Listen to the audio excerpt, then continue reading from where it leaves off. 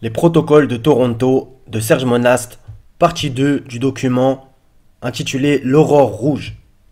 Petite introduction de Serge Monast. But du projet, établissement de l'occulte mondial. Moyen de financement du projet, contrôle du FMI, du GA2T, de la Commission de Bruxelles, de l'OTAN, de l'ONU et d'autres organismes internationaux. 18 ans plus tard, soit 3 x 6 égale 18 ou 666, dans le temps, se teinte une autre réunion d'importance au Canada.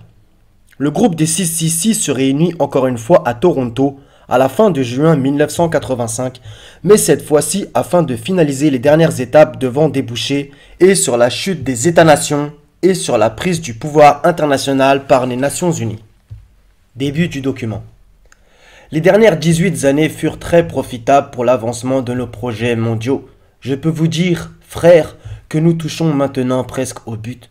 La chute des États-nations n'est plus qu'une question de temps. Assez court, dois-je vous avouer en toute confiance. Grâce à nos agents d'infiltration et à nos moyens financiers colossaux, des progrès sans précédent ont maintenant été accomplis dans tous les domaines de la science et de la technologie d'où nous contrôlons financièrement les plus grandes corporations. Depuis les réunions secrètes avec M. de Rothschild dans les années 56 et qui avaient pour but de mettre au point le développement et l'implantation mondiale des ordinateurs, il nous est maintenant possible d'entrevoir la mise en place d'un genre d'autoroute internationale, entre guillemets, où toutes ces machines seraient reliées entre elles. Car, comme vous le savez déjà, le contrôle direct et individuel des populations de la planète serait à tout le moins totalement impossible sans l'usage des ordinateurs et leur rattachement électronique les uns par rapport aux autres en un vaste réseau mondial. Ces machines d'ailleurs ont l'avantage de pouvoir remplacer des millions d'individus. De plus, elles ne possèdent ni conscience ni morale aucune, ce qui est indispensable pour la réussite d'un projet comme le nôtre. Surtout, ces machines accomplissent, sans discuter, tout ce qui leur est dicté. Elles sont des esclaves parfaits dont ont tant rêvé nos prédécesseurs, mais sans qu'ils aient été à même de se douter qu'un jour, il nous serait possible d'accomplir un tel prodige. Ces machines sans patrie, sans couleur, sans religion, sans appartenance politique, sont l'ultime accomplissement et outil de notre nouvel ordre mondial. Elles en sont la pierre angulaire. L'organisation de ces machines en un vaste réseau mondial, dont nous contrôlerons les leviers supérieurs, nous servira à immobiliser les populations. Comment? Comme vous le savez, la structure de base de notre nouvel ordre mondial est composée, dans son essence, d'une multitude de réseaux divers couvrant chacune toutes les sphères de l'activité humaine sur toute l'étendue de la planète. Jusqu'à ce jour, tous ces réseaux étaient reliés entre eux par une base idéologique commune, celle de l'homme comme étant le centre et l'accomplissement ultime de l'univers. Ainsi, grâce à tous ces réseaux, unis par le lien de la nouvelle religion de l'homme pour l'homme, nous avons pu facilement infiltrer tous les secteurs humains dans tous les pays occidentaux et en modifier la base judéo-chrétienne. Le résultat est qu'aujourd'hui, cet homme, qu'il fasse partie du politique, de l'économique, du social, de l'éducation, du scientifique ou du religieux, a déjà, depuis notre dernière réunion de fin juin 67, abandonné son héritage passé pour le remplacer par notre idéal d'une religion mondiale basée uniquement sur l'homme. Coupé ainsi qu'il est dorénavant de ses racines historiques, cet homme n'attend plus, en définitive, que lui soit proposée une nouvelle idéologie. Celle-ci, bien entendu, est la nôtre. Celle du, entre guillemets, village communautaire global, fermeture des guillemets, dont il sera le centre. Et c'est précisément ce que nous lui apporterons en l'encourageant à faire partie, corps et âme, de ce réseau électronique mondial où les frontières des États-nations auront été à tout jamais abolies, anéanties jusqu'à leurs racines les plus profondes. Pendant que cet homme égaré sera absorbé par son enthousiasme aveugle à faire partie de sa nouvelle communauté mondiale, en faisant partie de ce vaste réseau d'ordinateurs, pour notre compte, nous verrons, à partir des leviers supérieurs qui lui seront cachés, à le ficher, à l'identifier, à le comptabiliser et à le rentabiliser selon nos propres objectifs. Car à l'intérieur de cette nouvelle société globale, aucun individu ayant un potentiel de rentabilité pour nous ne pourra nous échapper. L'apport constant de la technologie électronique devra nous assurer de tous les moyens pour ficher, identifier et contrôler tous les individus des populations de l'Occident. Quant à ceux qui ne représenteront aucune rentabilité exploitable par nous, nous verrons à ceux qu'ils s'éliminent d'eux-mêmes à travers toutes les guerres intestines locales que nous aurons pris soin de faire éclater ici et là, en nous ayant servi et de la chute de l'économie des États-nations et des oppositions et des revendications des divers groupes composant ces mêmes États. Voici donc la manière détaillée par laquelle nous procéderons d'ici 1998 pour paver la route à la naissance de notre gouvernement mondial. 1. Décupler la société des loisirs qui nous a été si profitable à date. En nous servant de l'invention de la vidéo que nous avons financée et des jeux qui lui sont rattachés, finissons de pervertir la morale de la jeunesse. Offrons-lui la possibilité de satisfaire maintenant tous ses instincts. Un être possédé par ses sens et esclave de ceux-ci, nous le savons, n'a ni idéal, ni force intérieure pour défendre quoi que ce soit. Il est un individualiste par nature et représente un candidat parfait que nous pouvons modeler aisément selon nos désirs et nos priorités. D'ailleurs, rappelez-vous avec quelle facilité nos prédécesseurs ont pu orienter toute la jeunesse allemande au début du siècle en se servant du désabusement de cette dernière. 2. Encourager la contestation étudiante pour toutes les causes rattachées à l'écologie. La protection obligatoire de cette dernière sera un atout majeur le jour où nous aurons poussé les États-nations à échanger leur dette intérieure contre la perte de 33% de tout leur territoire demeuré à l'état sauvage. 3. Comblons le vide intérieur de cette jeunesse en l'initiant, dès son tout jeune âge, à l'univers des ordinateurs. Utilisons pour cela son système d'éducation. Un esclave au service d'un autre esclave que nous contrôlons. 4. Sur un autre plan, établissons le libre-échange international comme étant une priorité absolue pour la survie économique des États-nations. Cette nouvelle conception économique nous aidera à accélérer le déclin des nationalistes de toutes les nations, à les isoler en factions diverses et, au moment voulu, à les opposer farouchement les uns aux autres dans des guerres intestines qui achèveront de ruiner ces nations. 5. Pour nous assurer à tout prix de la réussite d'une telle entreprise, faisons en sorte que nos agents déjà infiltrés dans les ministères des Affaires intergouvernementales et de l'immigration des États-nations fassent modifier en profondeur les lois de ces ministères. Ces modifications viseront essentiellement à ouvrir les portes des pays occidentaux à une immigration de plus en plus massive à l'intérieur de leurs frontières. Entre parenthèses, immigration que nous aurons d'ailleurs provoquée en ayant pris soin de faire éclater, ici et là, de nouveaux conflits locaux. Par des campagnes de presse bien orchestrées dans l'opinion publique des États-nations ciblés, nous provoquerons chez celles-ci un afflux important de réfugiés qui aura pour effet de déstabiliser leur économie intérieure et de faire augmenter les tensions raciales à l'intérieur de leur territoire.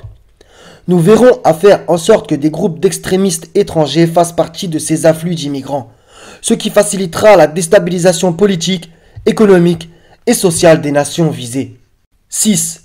Ce libre-échange qui, en réalité, n'en est pas un car il est déjà contrôlé par nous tout au sommet de la hiérarchie économique, noyons-le en 3 commissions latérales.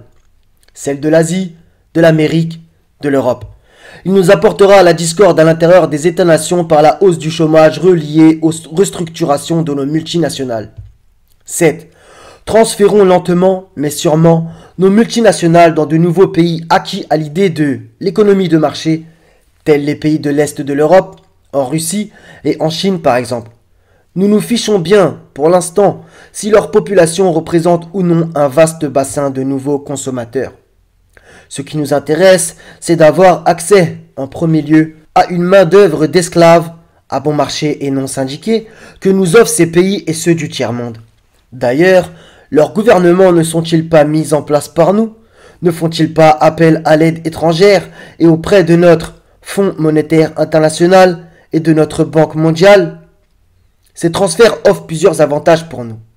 Ils contribuent à entretenir ces nouvelles populations dans l'illusion d'une libération économique, d'une liberté politique, alors qu'en réalité, nous les dominerons par l'appétit du gain et un endettement dont ils ne pourront jamais s'acquitter.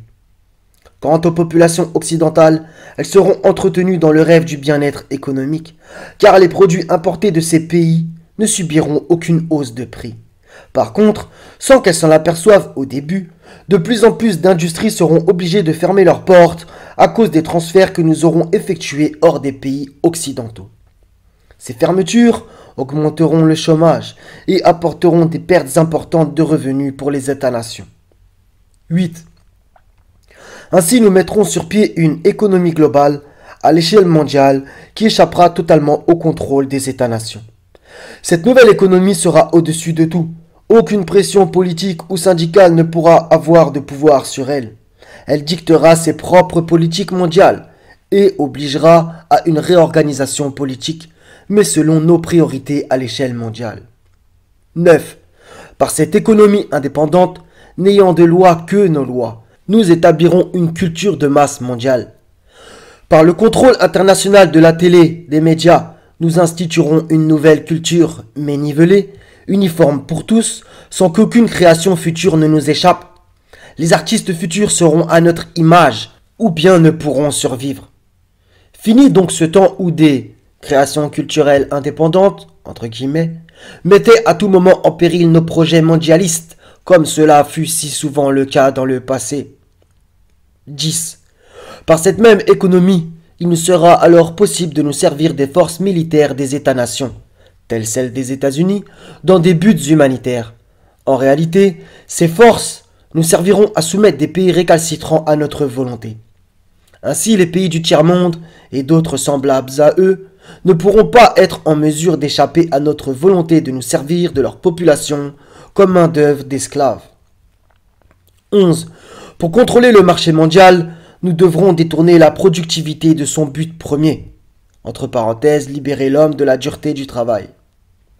Nous l'orienterons en fonction de la retourner contre l'homme en asservissant ce dernier à notre système économique où il n'aura pas le choix de devenir notre esclave et même un futur criminel. 12. Tous ces transferts à l'étranger de nos multinationales et la réorganisation mondiale de l'économie auront pour but, entre autres, de faire grimper le chômage dans les pays occidentaux. Cette situation sera d'autant plus réalisable parce qu'au départ, nous aurons privilégié l'importation massive des produits de base à l'intérieur des États-nations et, du même coup, nous aurons surchargé ces États par l'emploi exagéré de leur population à la production de services qu'ils ne pourront plus payer. Ces conditions extrêmes multiplieront par millions les masses d'assistés sociaux de tout genre, d'illettrés, de sans-abri. 13. Par des pertes de millions d'emplois dans le secteur primaire, à même les évasions déguisées de capitaux étrangers hors des États-nations, il nous sera ainsi possible de mettre en danger de mort l'harmonie sociale par le spectre de la guerre civile. 14. Ces manipulations internationales des gouvernements et des populations des États-nations nous fourniront le prétexte d'utiliser notre FMI pour pousser les gouvernements occidentaux à mettre en place des budgets d'austérité sous le couvercle de la réduction illusoire de leur dette nationale, de la conservation hypothétique de leur code de crédit international, de la préservation impossible de la paix sociale. 15. Par ces mesures budgétaires d'urgence, nous briserons ainsi le financement des États-nations pour tous les méga-projets qui représentent une menace directe à notre contrôle mondial de l'économie. 16. D'ailleurs, toutes ces mesures d'austérité nous permettront de briser les volontés nationales de structures modernes dans les domaines de l'énergie, l'agriculture, du transport et des technologies nouvelles. 17. Ces mêmes mesures nous offriront l'occasion rêvée d'instaurer notre, entre guillemets, idéologie de la compétition économique. Fermeture des guillemets. Celle-ci se traduira, à l'intérieur des États-nations, par la réduction volontaire des salaires, les départs volontaires avec remise de médailles pour services rendus, ce qui nous ouvrira les portes à l'installation partout de notre technologie de contrôle. Dans cette perspective, tous ces départs seront remplacés par des ordinateurs à notre service. 18. Ces transformations sociales nous aideront à changer en profondeur la main-d'œuvre policière et militaire, entre guillemets, des États-nations. Sous le prétexte des nécessités du moment et sans éveiller de soupçons, nous nous débarrasserons une fois pour toutes de tous les individus ayant une conscience judéo-chrétienne. Cette restructuration des corps policiers et militaires nous permettra de limoger sans contestation le personnel âgé, de même que tous les éléments ne véhiculant pas nos principes mondialistes. Ceux-ci seront remplacés par de jeunes recrues dépourvus de conscience et de morale, et déjà toutes entraînées et favorables à l'usage inconsidéré de notre, entre guillemets, technologie de réseau électronique. Fermeture des guillemets, point. 19. Dans un même temps, et toujours sous le prétexte de coupure budgétaire, nous veillerons au transfert des bases militaires des États-nations vers l'Organisation des Nations Unies. 20. Dans cette perspective, nous travaillerons à la réorganisation du mandat international des Nations Unies. De force de paix, sans pouvoir décisionnel, nous l'amènerons à devenir une force d'intervention où seront fondues en un tout homogène les forces militaires des États-nations. Ceci nous permettra d'effectuer, sans combat, la démilitarisation de tous ces États, de manière à ce qu'aucun d'entre eux, dans l'avenir, ne soit suffisamment puissant, indépendant entre parenthèses, pour remettre en question notre pouvoir mondial. 21. Pour accélérer ce processus de transfert, nous impliquerons la force actuelle des Nations Unies dans des conflits impossibles à gérer. De cette manière, et avec l'aide des médias que nous contrôlons, nous montrerons aux populations l'impuissance et l'inutilité de cette force dans sa forme actuelle. La frustration aidant et poussée à son paroxysme au moment voulu, poussera les populations des États-nations à supplier les instances internationales de former une telle force multinationale, entre guillemets, au plus tôt afin de protéger à tout prix la paix, entre guillemets. 22. L'apparition prochaine de cette volonté mondiale d'une force militaire multinationale ira de pair avec l'instauration, à l'intérieur des États-nations, d'une force d'intervention multijuridictionnelle. Cette combinaison des, entre guillemets, effectifs policiers et militaires, fin des guillemets, crée à même le prétexte de l'augmentation de l'instabilité politique et sociale grandissante à l'intérieur de ces États, croulant sous le fardeau des problèmes économiques, nous permettra de mieux contrôler les populations occidentales. Ici, l'utilisation à outrance de l'identification et du fichage électronique des individus nous fournira une surveillance complète de toutes les populations visées. 23. Cette réorganisation policière et militaire intérieure et extérieure des États-nations permettra de faire converger le tout vers l'obligation de la mise en place d'un centre mondial judiciaire, entre guillemets. Ce centre permettra aux différents corps policiers des États-nations d'avoir rapidement accès à des banques de données sur tous les individus potentiellement dangereux pour nous sur la planète. L'image d'une meilleure efficacité judiciaire et les liens de plus en plus étroits créés et entretenus avec le militaire nous aideront à mettre en valeur la nécessité d'un, entre guillemets, tribunal international doublé d'un, entre guillemets, système judiciaire mondial. L'un pour les affaires civiles et criminelles individuelles et l'autre pour les nations. 24. Au cours de la croissance acceptée par tous de ces nouvelles nécessités, il sera impérieux pour nous de compléter au plus tôt le contrôle mondial des armes à feu à l'intérieur des territoires des États-nations. Pour ce faire, nous accélérerons le, entre guillemets, plan alpha, mis en œuvre au cours des années 60 par certains de nos prédécesseurs. Ce plan, à l'origine, visait deux objectifs qui sont demeurés les mêmes encore aujourd'hui. Par l'intervention de, entre guillemets, tireurs fous, créer un climat d'insécurité dans les populations pour amener à un contrôle plus serré des armes à feu. Orienter les actes de violence de manière à en faire porter la responsabilité par des extrémistes religieux ou des personnes affiliées à des allégeances religieuses de tendance traditionnelle ou encore des personnes prétendant avoir des communications privilégiées avec Dieu. Aujourd'hui, afin d'accélérer ce contrôle des armes à feu, nous pourrons utiliser la chute des conditions économiques des États-nations qui entraînera avec elle une déstabilisation complète du social, donc augmentation de la violence. Je n'ai pas besoin de vous rappeler, ni de vous démontrer, frères, les fondements de ce contrôle des armes à feu. Sans celui-ci, il deviendrait presque impossible pour nous de mettre à genoux les populations des États visés. Rappelez-vous avec quel succès nos prédécesseurs ont pu contrôler l'Allemagne de 1930 avec de nouvelles lois mises en application à l'époque. Lois d'ailleurs sur lesquelles sont fondées les lois actuelles des États-nations pour ce même contrôle. 25. Les dernières étapes se rapportent à la phase oméga, entre guillemets. Expérimentée à partir des expérimentations effectuées au début des années 70. Elle renferme la mise en application, à l'échelle mondiale, des armes électromagnétiques. les changements de climat entraînant la destruction des récoltes, la faillite dans ces conditions des terres agricoles, la dénaturation par nos moyens artificiels des produits alimentaires de consommation courante, l'empoisonnement de la nature par une exploitation exagérée et inconsidérée et l'utilisation massive de produits chimiques dans l'agriculture. Tout cela, frères, mènera à la ruine assurée des industries alimentaires des États-nations. L'avenir du contrôle des populations de ces États passe obligatoirement par le contrôle absolu, par nous, de la production alimentaire à l'échelle mondiale et par la prise de contrôle des principales routes alimentaires de la planète. Pour ce faire, il est nécessaire d'utiliser l'électromagnétique, entre autres, pour déstabiliser les climats des États les plus productifs sur le plan agricole. Quant à l'empoisonnement de la nature, elle sera d'autant plus accélérée que l'augmentation des populations l'y poussera sans restriction. 26. L'utilisation de l'électromagnétique pour provoquer des tremblements de terre dans les régions industrielles les plus importantes des États-nations contribuera à accélérer la chute économique des États les plus menaçants pour nous, de même qu'à amplifier l'obligation de la mise en place de notre nouvel ordre mondial. 27 et dernier point. Qui pourra nous soupçonner? Qui pourra se douter des moyens utilisés? Ceux qui oseront se dresser contre nous en diffusant de l'information quant à l'existence et au contenu de notre conspiration deviendront suspects aux yeux des autorités de leur nation et de leur population. Grâce à la désinformation, aux mensonges, à l'hypocrisie et à l'individualisme que nous avons créés au sein des peuples des États-nations, l'homme, avec un grand H, est devenu un ennemi pour l'homme. Ainsi, ces individus indépendants, qui sont des plus dangereux pour nous justement à cause de leur liberté, seront considérés par leurs semblables comme étant des ennemis et non des libérateurs.